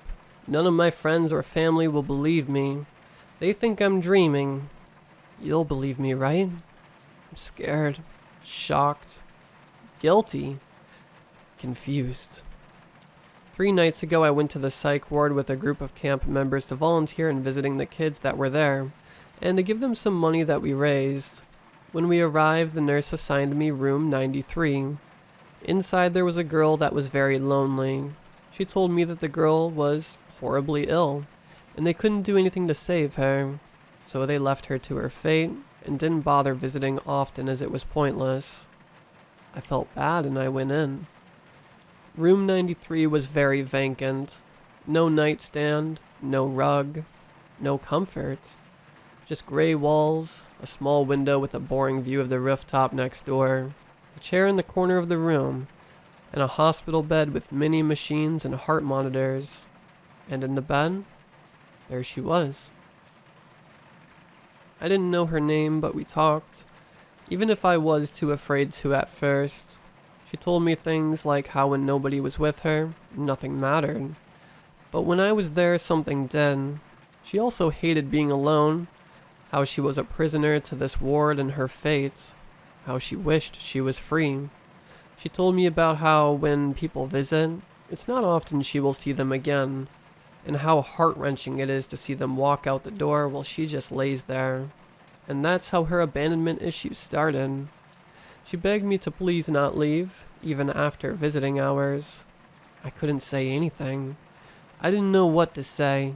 I felt as if I was too afraid to speak, so I only nodded at her request and sat in the chair that was provided at the corner of the room for many hours until it was time to go. There were very few moments where I would stand and go to her. At one point, she would talk about how loneliness got to her, and how she was always afraid of people visiting because she knew they'd leave. Once again, she begged me not to leave and that she didn't want to die alone. I could only nod again. I felt horrible for her. A young teenager, so ill to the point no nurse nor doctor would go in and check on her. Her fate was actually sealed. There was no way out. Even if there was a tiny chance, it was impossible. The only thing for her to progress was to die. I stayed for 4 to 5 more hours, until I understood why the other visitors had left and how the girl felt. My entire camp had left me there in this hospital. I guess they forgot about me. I'd have to walk home. I was getting sick and bored of staying here, and every time I walked up to the girl, she would only ask me to not leave, and I'd nod. It was a loop, and sometimes it felt like I was the one being abandoned in my deathbed and not her. I didn't want to leave her, but I couldn't stay here forever. Another hour had passed until I finally got up and went to the door, and she immediately called to me, asking where I was going, and begged me to stay. It was too much. I couldn't say anything to her. I didn't want to. Cold sweat ran down my face as I grabbed for the handle, and she continued to beg me not to leave. She mentioned not wanting to die alone again, and I only heard a slight, "I'll miss you," as I left. But those were the last words I heard from her before I left the room. When I came outside, the lights of the entire hospital were still on. My eyes flashed with colors as I had been sitting in a nearly dark room for hours, newly adjusting to the brightness. I noticed two of the nurses giving me looks of pity and unreadable discomfort, but they immediately walked away once I looked back at them. I was too tired to question it, so I just went for the front door and walked home until my feet felt like they were about to fall off. That night, when I finally returned home, everything hit me at once. The guilt for leaving the girl there to her fate as if she already wasn't dying. The thought of her having no one. The thought of her just being in that empty room. The opportunities she would have had if she never got sick. I decided I'd return to her the next day. Part of me wanted to get her out of there, but that part of me instantly shattered when I realized that just wasn't possible. I could barely sleep that night. All I could think of was the guilt and shame I had of leaving her. It was overwhelming. And if she was going to die alone because I couldn't tolerate just falling asleep in a chair and staying until morning, I would be absolutely furious with myself. I managed to get a few hours of sleep, but at 6 in the morning I woke up and rushed to the ward again. The receptionist only gave me a weird, disgusted look at why I was in such a panic. I explained to her I needed to go to room 93 as soon as possible, and that I would be visiting every day from now on. The receptionist stared at me as if I was a bug, and I wanted to rush her even more until she told me something I'll never forget. "Sir, there is no room 93 here."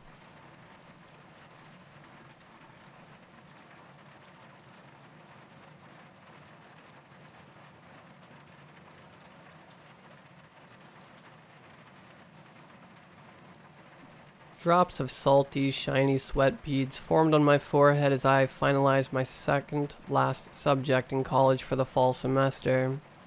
Being an international student, I had no idea how the college course enrollment system worked. What I learned was that I needed a minimum of 13 credits and had to enroll in my classes online but had to attend them physically. I was done with enrolling in classes worth 12 credits and had chosen all the subjects I truly wanted to study. So, I just needed 1 credit and decided to take up a course with a light load. I wanted a subject that would require the least amount of effort. My dry fingers typed and scrolled furiously as I tried looking up subjects with low credits. Then my hands paused. I let out a huge sigh and pushed my laptop away. Deciding to take a break from the frustrating work, I lay on the bed. My laptop screen was still open in front of me, shining a little too bright for my tired eyes. My eyelids got heavier and I struggled to handle their weight. Before I knew it, I had taken a 3-hour-long nap. Shit. I whispered in a croaky, broken voice as I woke up, and reached out for my phone, still groggy and half asleep. I saw the laptop screen, which was now completely blank from being in sleep mode, and so was I. While I was switching my laptop back on, an idea struck my head. What if I just Googled the easiest course available, along with the name of my university? I wouldn't have to individually check the credit system and course load for each subject.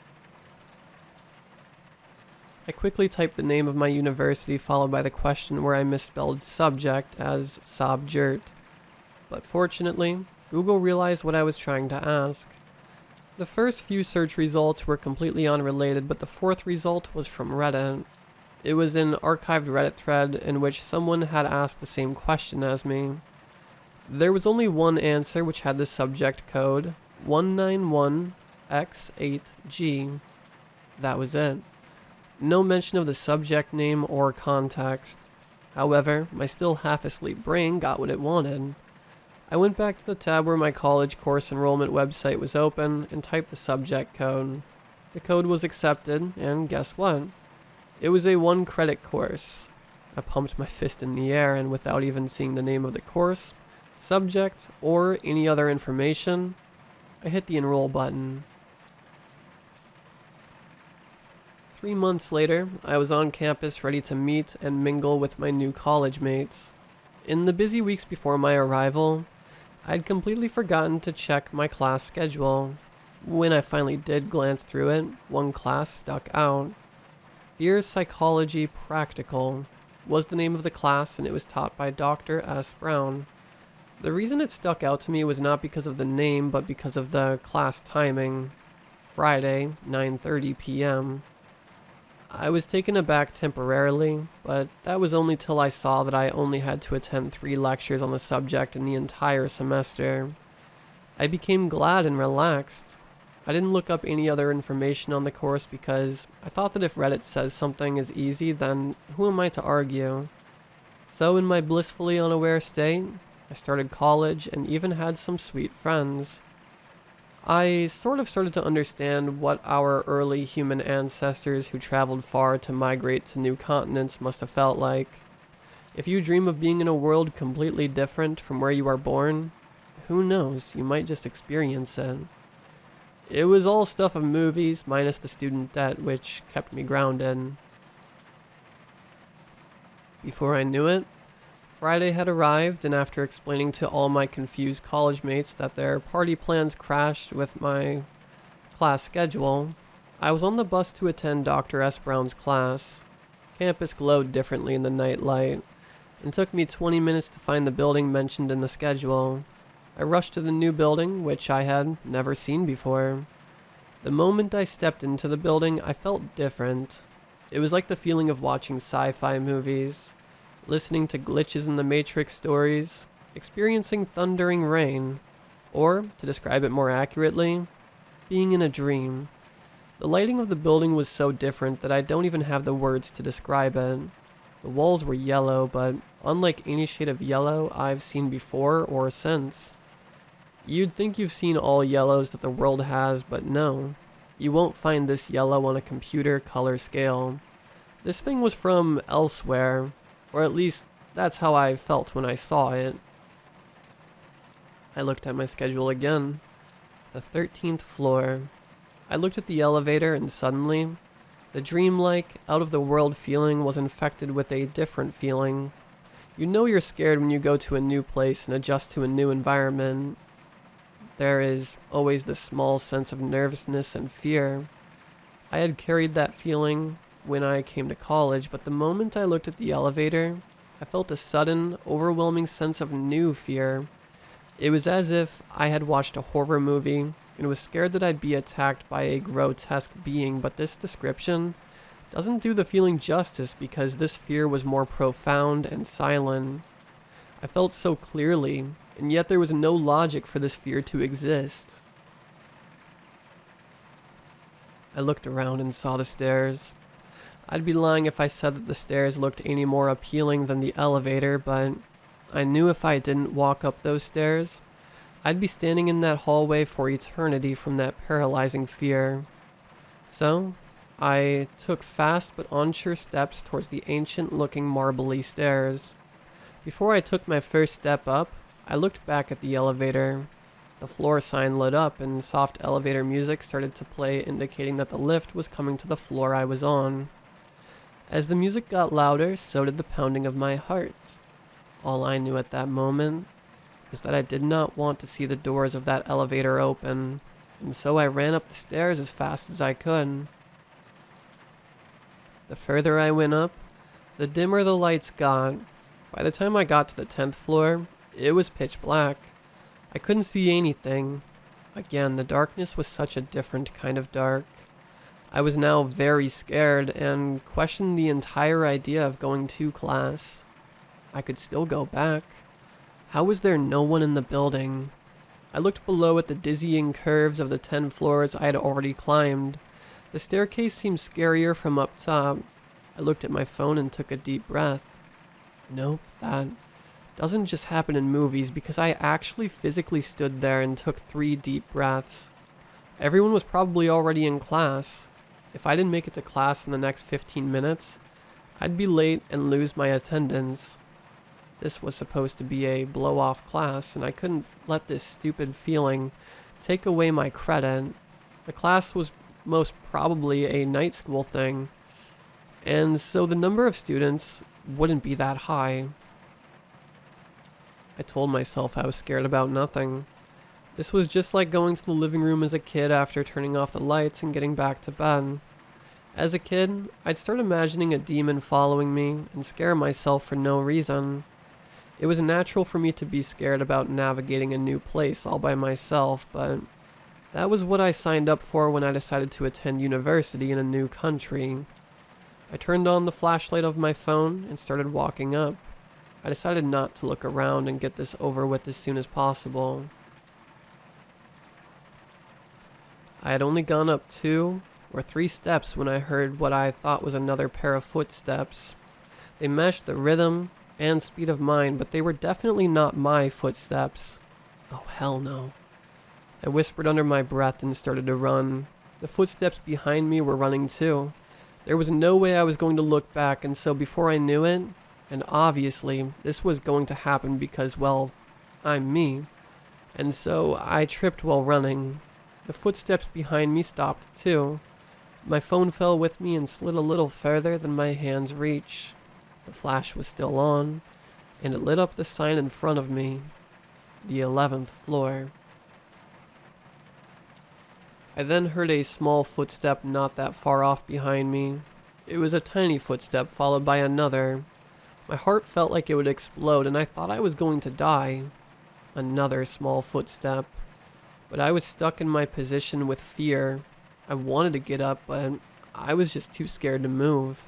My fingers and arm hurt from the position they were in, but I couldn't even move my fingernail. The small single footsteps got louder all of a sudden, and then they started running. I felt a strong arm grab my foot. I screamed out loud and felt myself getting pulled behind. I grabbed the railing and kicked back as strongly as I could. As soon as I felt the grip on my foot ease, I got up and continued running upstairs. I picked up my phone but still couldn't dare to look behind me at who or what had grabbed me. I was now breathing faster than ever. I couldn't hear the footsteps following, but I knew my nose was bleeding and my arms were scratched up too. The legs that had been pulled hard also burned and was probably bruised, but there was no time to check. Just 2 more floors and I could get to class, aka get to safety. I rushed up the stairs, but this time not only did I hear the mirroring, double footsteps again, which now for some reason felt like there were more than one behind me, but also the steps for the 12th floor were wet. Not like slippery and not dry from mopping wet, but like someone's throwing down buckets of water wet. A small light lit up in the corner of my eye. It was the elevator that was coming to the 11th floor. I could faintly hear the elevator music too. Seeing the gushing water coming down from the 12th floor, I recognized going up the stairs. Taking the elevator could possibly be faster and my chances of tripping or falling would be slimmer too. However, whoever was behind me could catch up if I tried to go toward the elevator. I had to take that decision in a split second. I took one look at the creepy elevator and started going up the stairs. My pace was slower, but I still went up as fast as I could. Despite the sound of flowing water, I could still hear splashes of steps going at the same pace as mine behind me. I wanted to cry then, but I didn't have the time or opportunity to process whatever was happening. I just had to get to class. I was gripping the railing of the staircase hard so as to not fall, but had a tighter death grip on my phone. I somehow made it halfway when I saw a rough outline of a figure on the 12th floor. My heart sank, and I felt like I'd puke. I stopped for a second, but the splashing sounds behind me did not. I knew it would only be seconds before whoever was behind me caught up. I only had 2 options, and the second I thought about what to do, I realized I had 4 options. I could go up, I could run back down, I could stay still, or I could jump down the side of the railing. I felt like I'd probably die regardless of what I chose, but I would most definitely die if I jumped. It was an 11 stories jump, and I'd without a doubt critically injure myself. I don't know what came over me, but I was in no state to think anything through. I started to go up, and the flashlight on my phone continued to illuminate the figure. I got very close to the figure when I was finally able to see the person in front of me. The man was much taller and had a crazy grin on his disheveled face. I knew this was the end for me. "I am Professor S. Brown," the man said in the creepiest way, making me want to die from disgust. He moved to his right, making space for me.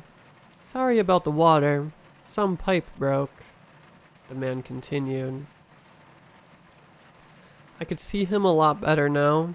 He was a plump man wearing an old-looking oversized brown coat, over a maroon sweater and blue denim jeans. His eyes were light blue, and he had brown hair. No, scratch that description. His eyes looked like he was high on drugs and crazed to the max. "Watch your step or you might hurt yourself," he said with a giggle. The man continued to giggle till I reached the 12th floor. That is, the floor that he was on. "This way," he said and started walking towards a room on the 12th floor. If this was any other day, and if I were in any other circumstances, I would have followed the man wherever he went. On that day, I quickly, but not as quickly as I'd like, opened the lock screen on my phone, which directly opened my class schedule.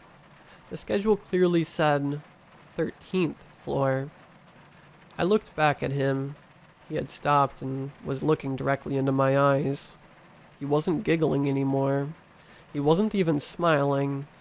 I decided that even if this man was supposed to be my teacher, I would rather just skip this class and lose my credit than be around him. I quickly ran towards the floor above, and I saw Professor S. Brown run towards me at full speed. The 13th floor did not have as much water as the 11th or 12th floor, and I could clearly hear 4 or 5 people running behind me. I ran like I had never run before, and yet it felt like I couldn't have been slower.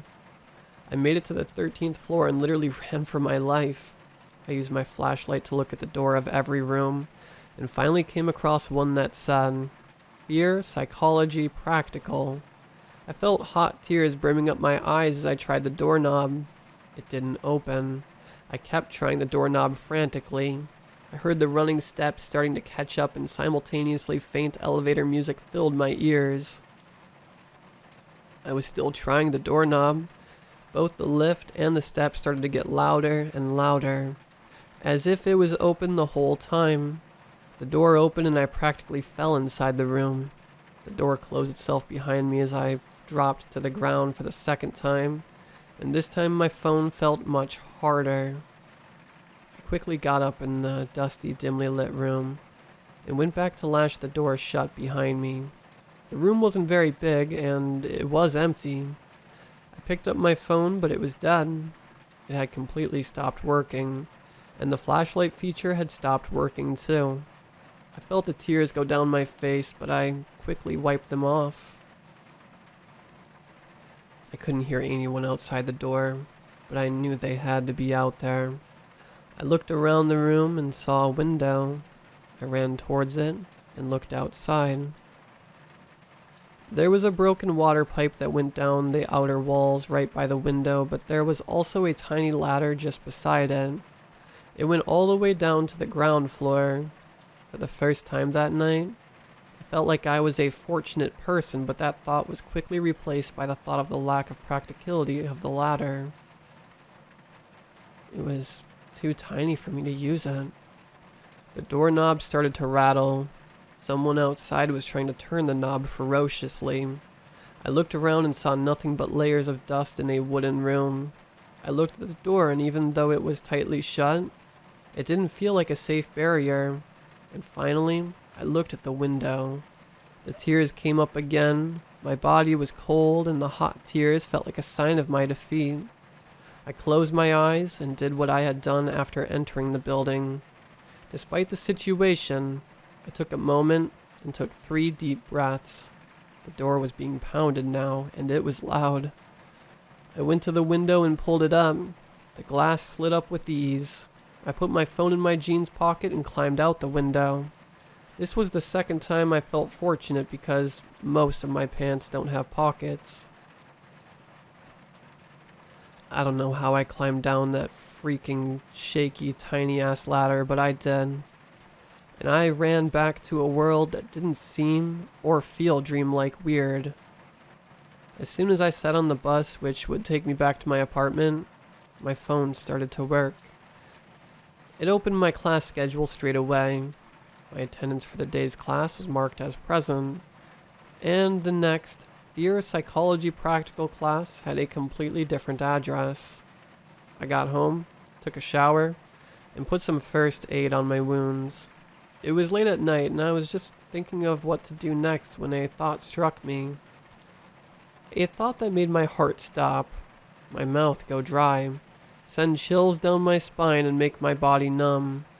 I opened my phone again.